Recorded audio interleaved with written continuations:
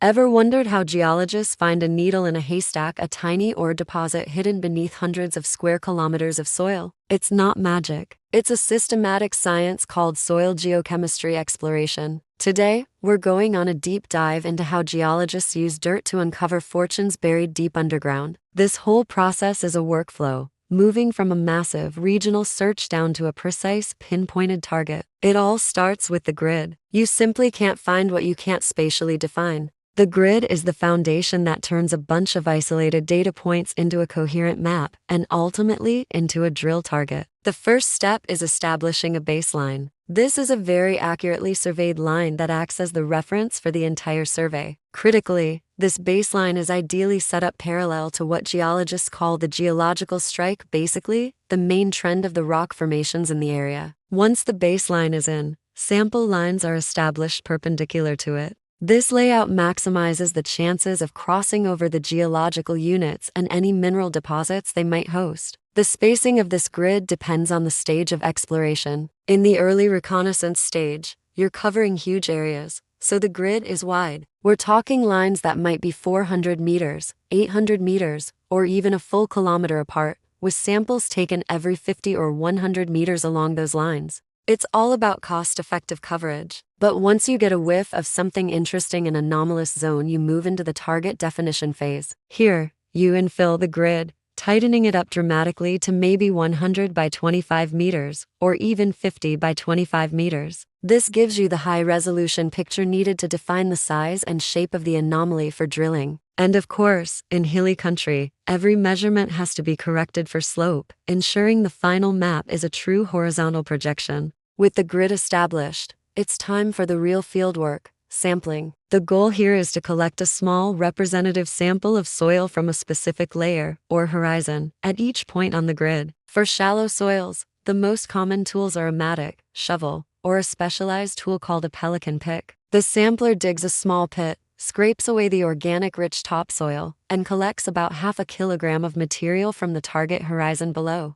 This material is often sieved right there on site to get rid of coarse rocks and roots, and the fine fraction is put into a pre-numbered sample bag. But what if the target horizon is deeper, or hidden under a layer of transported material like river gravels? That's when you need more advanced tools. A hand-auger is a portable, screw-like drill that's perfect for sampling a few meters down in soft ground. For tougher or deeper ground, you might bring in a power auger, which is much faster. The most informative, though most expensive, method is pitting and trenching. An excavator digs a trench, exposing a complete vertical profile of the soil and weathered rock. This allows geologists to map the layers directly and take a perfect channel sample, a continuous vertical slice down the trench wall. In areas with really deep cover, you might even use light drilling rigs, like rotary air blast or air core, to punch through the barren surface layers and sample the weathered bedrock interface below. Now, we come to the most critical geological decision of the entire program.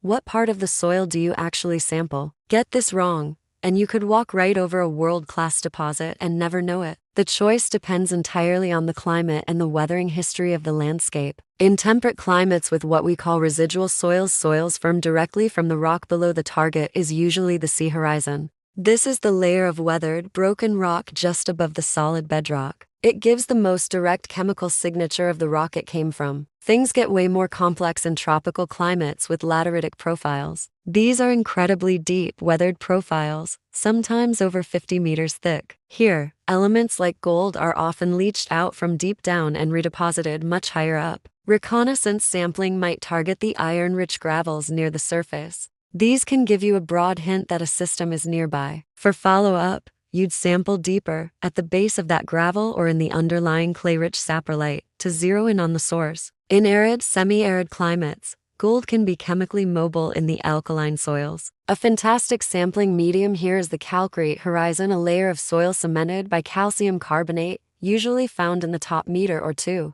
Gold and its pathfinder elements can get trapped in this layer, creating a strong, easy-to-find anomaly. And if your target is buried under transported cover, like sand dunes or glacial till, surface sampling is completely useless. You have to use drilling to bypass that cover and sample the bedrock interface underneath. Once all those thousands of samples are collected and sent to the lab, the real interpretation begins. This is where we turn raw numbers into geological knowledge. The very first step is data management and what we call QA/QC, quality assurance and quality control. All the sample IDs, coordinates, and lab results go into a secure database. But before we look at the results, we have to validate them. This is non-negotiable. We test the lab by secretly inserting our own control samples into the batches. We use blanks material with no metals to check for contamination. We use standard samples with a precisely known grade to check the lab's accuracy. And we use duplicates, a second split of the same sample, to check for precision.